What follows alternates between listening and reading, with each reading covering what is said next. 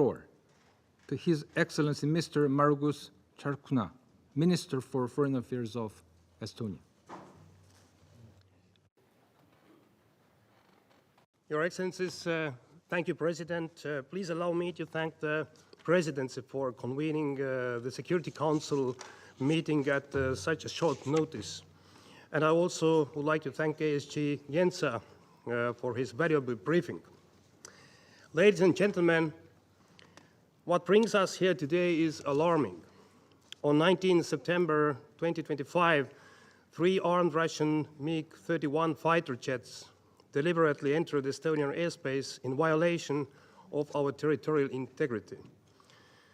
They remained in our skies for 12 minutes, penetrating up to 10 kilometers deep and covering nearly 100 kilometers inside our sovereign territory.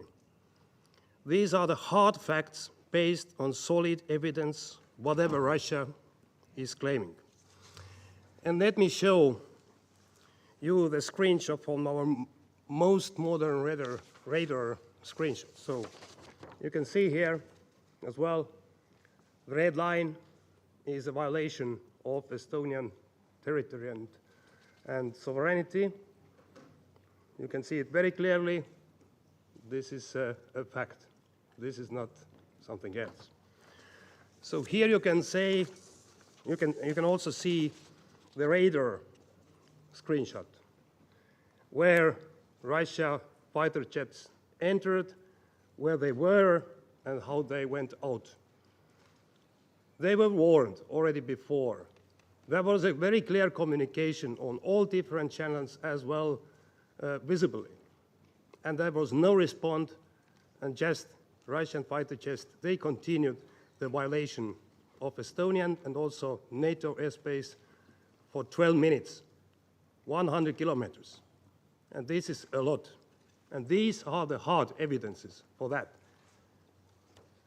Also, there are pictures of these fighter jets, and it is very clear that these fighter jets, they carried as well missiles. All of them, they carried missiles, and they were combat-ready planes.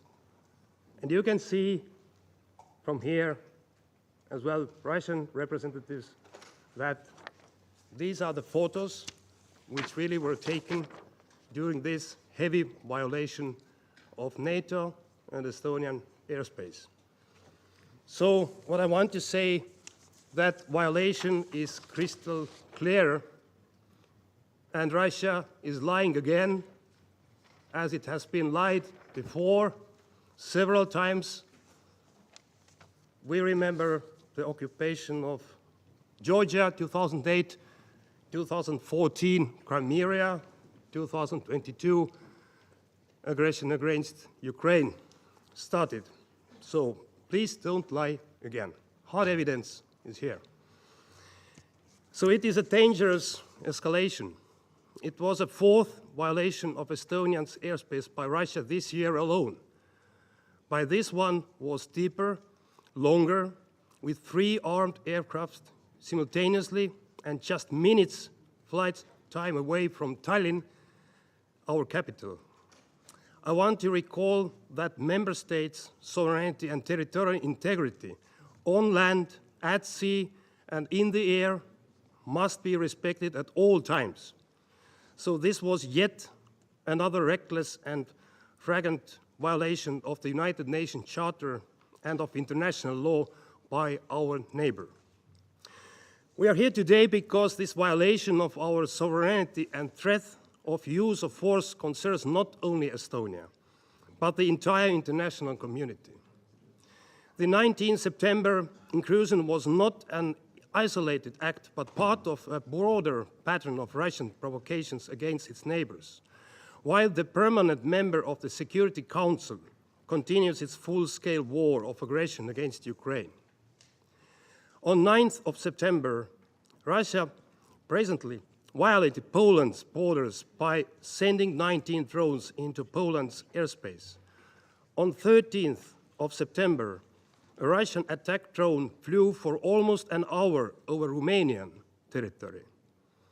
Russian drones have been also found in Latvia and Lithuania, our neighboring countries.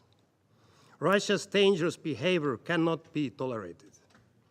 To do so would seriously undermine not only the United Nations Charter and the international law, but would set very dangerous precedent, encouraging further aggression, fueling regional and global tensions, and ultimately endangering global peace and security. Ladies and gentlemen, for the first time in 34 years since Estonia joined the United Nations, we were obliged to ask the presidency to convene this meeting in the spirit of the preventive diplomacy and in order to stop immediately attempts at further escalation by Russia.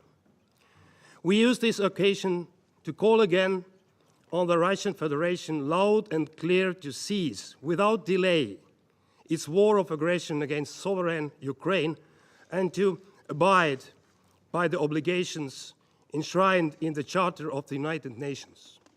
We call on Russia to end all provocations and threats against its neighbors' sovereignty and territorial integrity.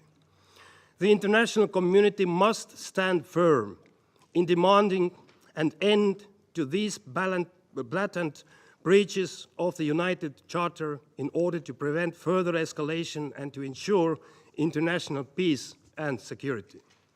Ladies and gentlemen, Estonia is convinced that all responsible members of the international community should always call out such outrageous actions by any member of the United Nations, and even more so by a permanent member of the Security Council, entrusted with a special responsibility to safeguard international peace and security. And yet, words are not enough. As Russia itself has become a real threat to global peace and security, we need to exercise collectively maximum pressure on Russia, forcing it to just and lasting peace in Ukraine and forcing it to abandon its criminal, neo-colonial and imperial ambitions. Together we can hold Russia accountable for its crime of aggression against Ukraine, for the war crimes and crimes against humanity it has committed since 2014, and for its ongoing violations of international treaties and agreements it has pledged to uphold. Impunity, appeasement and further concessions would only embolden Putin and would lead to new crimes. We can succeed only if acting decisively together in defense of the United Nations Charter and the international law. Finally, let me assure that the members of the Security Council and wider audience that Russia's threats and provocations are not going to weaken our resolve to support Ukraine in its defense against the Russian aggression. Just and lasting peace in Ukraine will strengthen the multilateral system based on international law, with the United Nations and its Charter at the core, as well as international peace and security across the globe. Thank you, President.